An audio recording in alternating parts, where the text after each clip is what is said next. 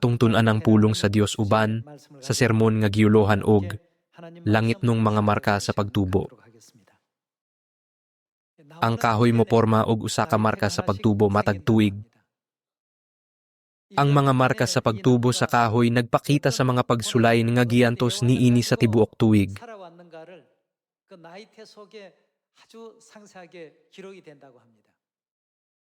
Sa usa ka tuig, ang kahoy nagantos sa kainit. Sa laing tuig, gihasol kini sa mga dangan ug sakit. Sa laing tuig pa, naigo kini sa kilat. Kining mga kasinatian na record sa mga marka sa pagtubo niini.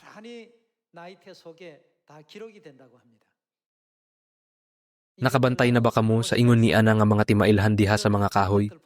Nakahuna-huna ba kamo? Tingali na gantos pagayo ang kahoy tungod sa kainit? Kasagaran, kadaghanan ka nato wala. Atong hunahunaon ang atong langit nung mga marka sa pagtubo. Unsa ang marecord diha sa mga marka sa pagtubo sa mga anak sa Siyon nga nagtinguha nga makasulod sa gingharian sa Dios? Mas klaro ang mga marka sa pagtubo sa mga kahoy sa mga rehiyon nga kasarangan ang klima. Sa mga tropikal nga rehiyon nga gamay ra ang kausaban sa klima, hanap ang mga marka sa pagtubo. Sa ubang mga kahoy, dili na gayud kini makita. Ang mga marka sa pagtubo labing makita sa mga rehiyon nga adunay pagbag-o sa klima sama sa ting pamulak, ting init, ting dagdag, ug ting tugnaw. Mga tuig sa kainit, mga tuig sa kusog nga ulan, mga tuig sa dihang ang kahoy giatake sa mga dangan, ug mga tuig sa dihang ang kahoy naigo sa kilat.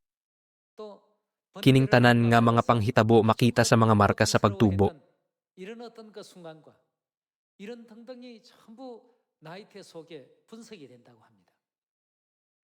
Kung mobalik kita sa atong langit nung panimalay, aduna kitay mga marka sa pagtubo nga nagpakita kung giunsa nato pagkinabuhi alang sa ebanghelyo. Ang Dios ug ang mga anghel mahibalo dayon niini. Unsaon nila pagkahibalo niini? Pinaagi sa pagtan-aw sa atong mga marka sa pagtubo. Unsa kadako ang ilang paghago alang sa ebanghelyo ni Kristo. Kini na record sa atong langit nung mga marka sa pagtubo. Ang Dios naghimo og mga marka sa pagtubo sa mga kahoy nga nagtimaan sa ilang mga kasinatian sa kasakit ug kasubo. Ang kahoy nagasulti pinaagi sa iyang mga marka sa pagtubo. Unya, unsaon nato pagporma ang atong mga marka sa pagtubo? Dili ba angay natong sundon ang kabubuton sa Dios uban sa mainitong tinguha sa pagluwas sa mga kalag? Nganuman, kini tungod kay ang ingon ni ana nga panghunahuna ma-record usab. Dili ba nahisulat nga ang Dios nagatan-aw sa atong mga kasing-kasing? Dili kita makapamakak atubangan sa Dios. Pinaagi sa pagsusi sa mga marka sa pagtubo, atong mahibaloan kon kanusa ang kahoy na kaagi, og sunog, kainit, o katugnaw.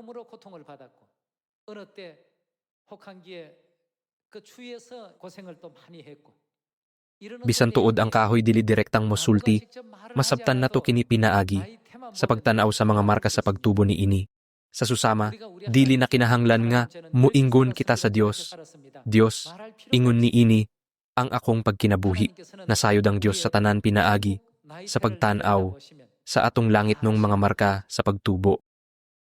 Kining tanan nga mga butang ang kadaghan sa atong pag-ampo, pagpaminaw sa mga sermon, pagtuon sa pulong sa Dios, ug pagsangyaw na record sa atong langit nung mga marka sa pagtubo.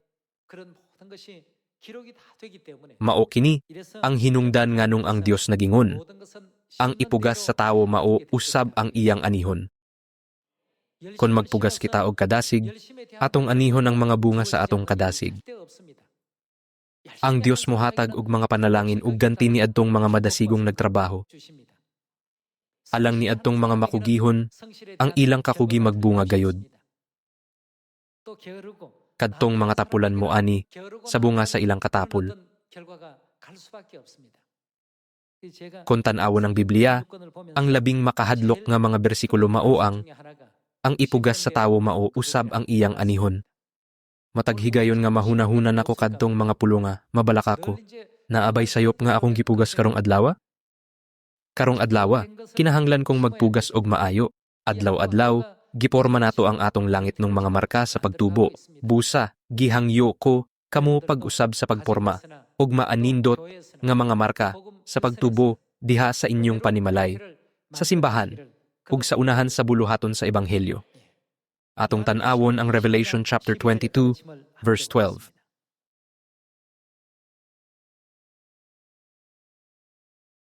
Si Jesus miingon, "Mubalik ako sa dili madugay nga magdalag ganti aron ihatag sa tagsa-tagsa." Unsaon niya pagganti sa matag tawo? Sumala sa iyang binuhatan. Mga igsuon, ang mga ganti sa langit walay katapusan. Dinhi sa kalibutan, walay kampyon nga nagkupot og bulawang medalya hangtod sa hangtod.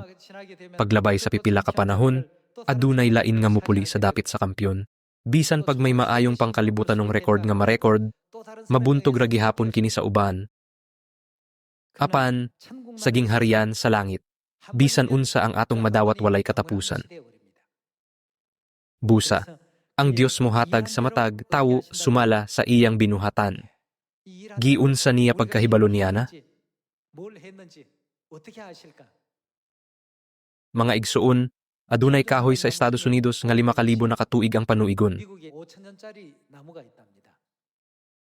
Ang kalipay kasubo ug kasakit nga nasinati sa kahoy matag tuig na rekordiha sa iyang 5,000 ka mga marka.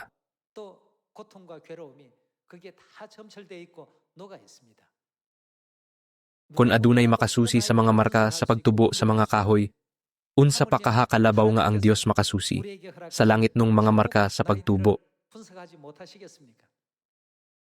Busa, dili ba mas maayo nga maghimo og mga marka sa pagtubo nga modan ag dito sa langit? Atong tan-awon ang Galatians chapter 6, verse 7.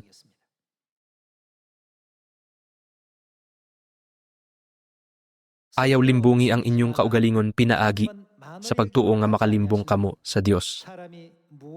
Unsa may anihon sa tawo? Ang ipugas sa tawo mao usab ang iyang anihon. Tinuod gayod kini. Kun adunay bisan unsang butang nga buhaton bisan sa labing gamay nga kadautan, ang buong nga niini magpakita sa samang kinaiya. Kun dautan ang gipugas, walay maayo nga motubo. Kun magtanom ka og balatong, balatong ang motubo. Kun magtanom ka og pulang balatong usab ang motubo. Ang ipugas sa tawo mao usab ang iyang anihon. Mga igsuon, tinuod kining mga pulonga. Bisan kun kamo magsangyaw, ang resulta mag-agad sa inyong panghunahuna. Bisan kun managsama tan-awon ang tanang marka, nasayod ang Dios kun hain niini ang naporma pinaagi sa pag-antos. Bisan kun makausa lang kita mag-ampo, lahi ang pag-ampo nga gikan sa sinsero, nga kasing-kasing, kaysa sa pag-ampo nga gihalad tungod lang sa naandan. Kung kita mag-ampo dili uban sa pagtuo, nga naghuna-huna, tungod kayang tanan nag-ampo, kinahanglan usab ako mag-ampo. Ang maong mga pag-ampo ma-record usab sa mga marka sa atong pagtubo. Na-record usab ang atong giampo sa alas 9 sa buntag ug sa alas 3 sa hapon karong adlawa. Mauusab ang pag-ampo human makamata ug ang pag-ampo sa dili pa matulog. Kung unsa ka kinasing-kasing ang atong pagpangita sa Dios, ug unsa nga matang sa pagtuo ang atong gipakita sa pagpangita kaniya. Na-record kini sa mga marka sa atong pagtubo. Busa, kinahanglan natong isalikway ang bisan unsang dili, matarong ug masinupakon nga mga hunahuna. Sama sa nasulat sa Ecclesiastes chapter 12, tahora ug kahadloki ang Dios ug tumana ang iyang mga sugo, alang kini sa tanang tawo. Unya, pasidlakon sa Dios ang atong mga panalangin, sama sa mga bituon sa langit hangtod sa kahangturan.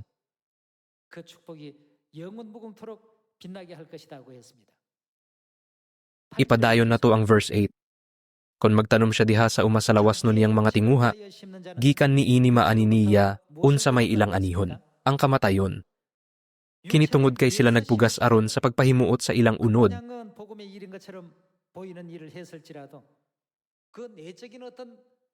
Bisan ko nang usa ka buhat daw kabahin sa ebanghelyo, kun sa sulod kinigitukmod sa kaugalingong mga tinguha sa pagpahimuot sa ilang unod, ilang anihon ang kalaglagan gikan sa unod.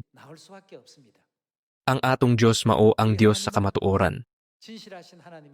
Kon magtanom siya diha sa uma sa lawas nun niyang mga tinguha, gikan ni ini maani niya ang kamatayon. Kon magtanom siya diha sa uma sa espiritu, maani niya gikan sa espiritu ang kinabuhing walay katapusan. Busa dili kita magtinapulan sa pagbuhat ug maayo kay kun magmadasigon kita moabot, ang panahon nga makaani gayud kita sa bunga ni ini. Mga igsuon, kun atong maamgohan, ang kamatuoran sa kinabuhing dayon, nga gihatag sa Dios kanato ug magbaton, ug tinuod nga paglaom alang sa langit. Angay kitang magmugna matag adlaw ug mga marka sa pagtubo ni Ana nga paglaom. Sa pagbuhat sa buluhaton sa ebanghelyo, kinahanglan kitang mo alagad uban, ang matinud-anong kasing-kasing ug kadasig. Kun panahon na sa pagtahod sa Dios, dili lang kita angay nga molingkod didto, tungod lang kay panahon na kini sa pagsimba. Hinuon, samtang atong hinumduman ang iyang grasya, kung giunsa niya paglalang ang langit, yuta, ug ang tanang butaang alang kanato, gitukod kining matahom nga kalibutan alang sa mga makasasala, aron kita makabalik sa langit, o gihatag ang iyang kaugalingong lawas, nga giula ang iyang dugo sa krus, kinahanglan natong ihalad ang atong pagsimba, nga mas balaan. Busa, sumala sa Exodus chapter 20, unsaon nato pagbantay sa adlawng igpapahulay? Dili kita angay mo adto sa simbahan uban sa mabaw nga pagtuo, nga tungod lamang sa obligasyon o aron pagpuno sa lingkuranan. Hinuon, kinahanglan kitang musimba uban sa pagkabalaan ug pagpasalamat.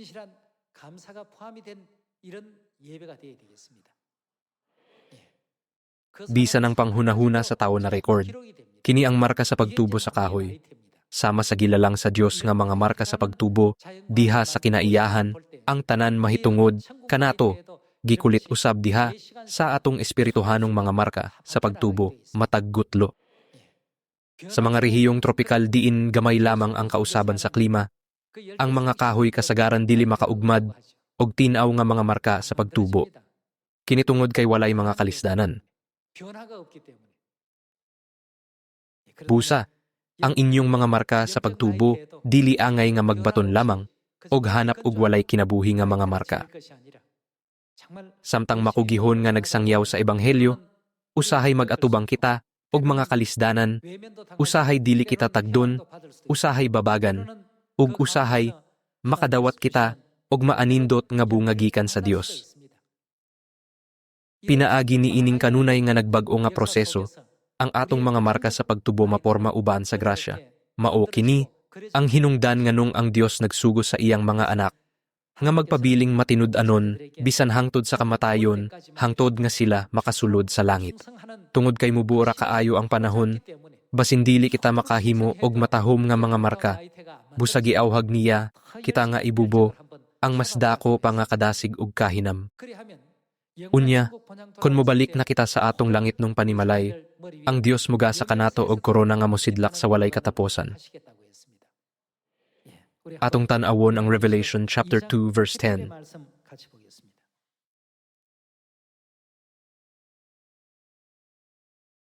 Ayaw kahadloki ang bisan unsa nga imong antuson. Bilangguon sa yawa ang pipila kaninyo, aron sa pagsulay kaninyo, ug mulungtad sa napulo ka adlaw ang imong kasakitan. Unsa may gisugo sa Dios nga atong buhaton, pag matinumanon hangtod sa kamatayon. Kung atong tan-awon ang atong kinabuhi gikan sa langit nung kalibutan, nga walay kataposan, kinimubura kaayo. Kung makampante lang kita ni ining panahona, ang atong mga marka sa pagtubo dili kalikayan, nga mahimong hanap ug dili maayo, ang pagkaporma, ug ang mas grabe pa, walay mga marka sa pagtubo nga maporma. 선을 가질 수밖에 없을 것이고 더 심하면 하얀 나이테가 만들어지지 않는 그런 어떤 경우도 없잖아 생겨날 수가 있을 것입니다. Busa, ang Dios nagingon, pag matinumanon hangtod sa kamatayon o gihatag ko kanimo, unsa may iyang ihatag kaninyo, ang korona sa kinabuhi. Ang tanang panalangin ug ganti nga na record sa Biblia mga sulat sa saad. Matuman gayod kini.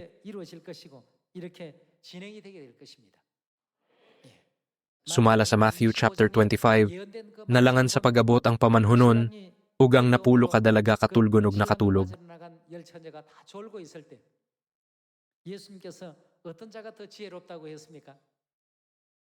Ni anang panahona, kinsa ang giingon ni Jesus nga maalamon. Miingon siya nga maalamon kadtong nag-andam og dugang nga lana. Ang uban wala mag-andam og dugang lana, naghulat lang sa pag-abot sa pamanhunon. Unya, miabot ang pamanhunon. Apan, miabot siya nga ulahi og gamay kaysa ilang gipaabot. Mao nga hapit na mahurot ang ilang lana. Busa, wala sila'y lana nga magamit atol sa kumbira sa kasal. Sa dihang nanglakaw sila aron mo palit, og lana, og mibalik nga nanuktok sa pultahan. Nga nagaingon, palihog ablihi ang pultahan, unsa may gitubag ni Jesus? Miingon siya kanila, wala ako makailakan ninyo, ug gipalakaw niya sila.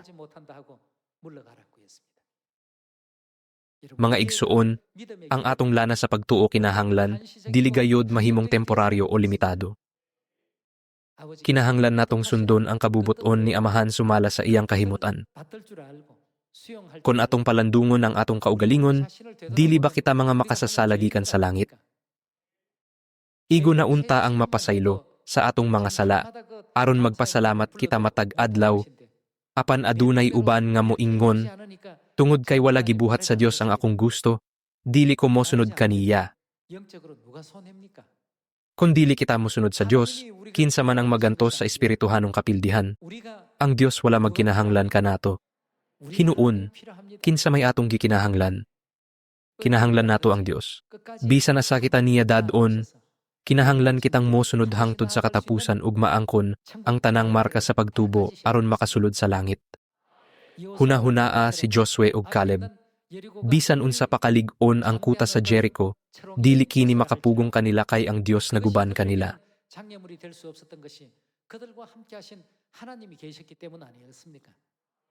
Ang atong simbahan nag-alagad sa samang Dios. Hangyoon ko, kamo pag-usab nga dili gayud ninyo kalimtan ng Dios, ug hinumduman nga kita nagatuman sa ebanghelyo uban kaniya. Mao kini ang hinungdan nganong siya miingon, magmatinud-anon bisan hangtod sa kamatayon. Atong tan-awon ang usa pa ka bersikulo, mahitungod niini sa Luke chapter 19. Atong tan-awon ang Luke chapter 19 verse 12. Busa miingon siya, may usa ka halangdong tawo nga moadto ay sa usa ka layong nasod aron himuong hari ug human niyana mopauli sa ila. Sa wala pa siya mugikan, gipatawag niya ang iyang napulo kasulugoon ug gihatagan niya ang tagsa-tagsa kanila ug usa ka salapi ug giingnan sila. Ipatigayo ninyo, kinisamtang wala ako dinhi. Apan gikasilagan siya sa iyang mga katagilungsod, busa nagsugo silag mga tawo, pagsunod kaniya, nga nagdala sa protesta nga nag-ingon, dili kami gusto nga kining tawhana, maoy maghari kanamo. Apan siya nahimo gayong hari ug unya mipauli, ug gipatawag dayon niya ang iyang mga sulugoon, nga gihatagan niyag kuwarta, aron hisayran niya pila ang ilang ganansya. Ang una miadto kaniya ug miingon, Sir, nakaganansya akog napulugikan ni adtong puhunan nga imong gihatag kanako. Ug miingon ang tawong halangdon, maayo, buotan ka nga sulugoon, kay kasaligan ka man, unsa may iyang gibuhat. Ang iyang langit nung mga marka sa pagtubo, na puno sa pagkamatinud-anon. Kay kasaligan ka man sa gagmayng mga butang, piyalan ko ikaw sa napulo ka syudad. Miadto usab ang ikaduhang sulugoon ug miingon, Sir, nakaganansya akog limagikan sa puhunan na nga imong gihatag kanako. Ang agalon miingon kaniyaya, piyalan ko ikaw sa 5 ka syudad. Ug ang ikatulong sulugoon, miadto kaniya, ug miingon, Sir, aniya ang imong salapi. Giputos ko gayod kini og panyo. Kay nahadlok ako kanimo, tungod kay higpit ka, raba kaayo. Nagkuha ka sa dili imo ug nag-ani sa wala nimo ipugas. Ug miingon siya sa iyang sulugoon, wala kay hinungdan, gamiton ko ang imong kaugalingong mga pulong sa paghukom kanimo. Nasayod ka man diyay nga ako higpit kaayo, nagkuha sa dili ako, ug nag-ani sa wala ko ipugas. Ngano nga wala mo man ideposito sa bangko ang akong salapi. Madawat ko unta kini nga may tubo sa akong pagbalik. Unya miingon siya ni adtong nagtindog didto, kuhaa ka ng kuwarta nga anaa kaniya, ug ihatag ngadto sa sulugoon nga may napulo ka salapi. Miingon sila kaniya, apan sir, duna na siya'y napulo ka kuwartang bulawan. Unya mitubag siya, sultihan ko kamo nga ang tanan nga ana ay iya. Unsay mahitabo kanila? Ang Dios magahatag og dugang nga mga panalangin ni adtong nakaangkon, og daghan pinaagi sa pagkamatinumanon. Apan alang ni adtong walay bisan unsa, bisan ang anaa kanila pagakuhaon. Mga igsuon, kining tanan na record sa mga marka sa atong pagtubo. Unsang matahom nga sugilanon ang isaysay sa mga marka sa atong pagtubo. Sa pananaw ni Amahan, kita angay nga mahisama sa maalamong sulugoon, nga nakaganan siya og dugang napulo kami na.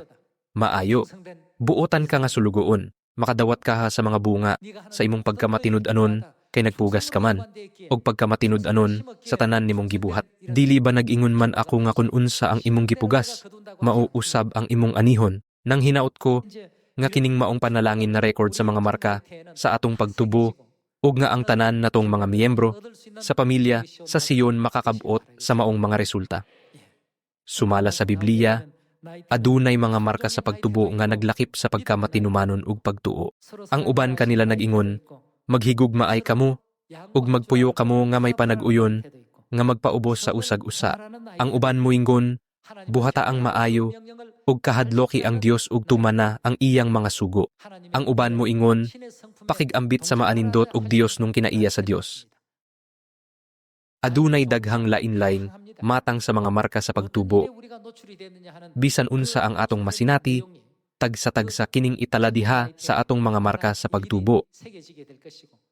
Kadtong adunay mga marka sa pagtubo alang sa impyerno mo adto sa impyerno, ug kadtong adunay mga marka sa pagtubo, nga angayan sa gingharian sa langit mo ato, sa gingharian sa langit.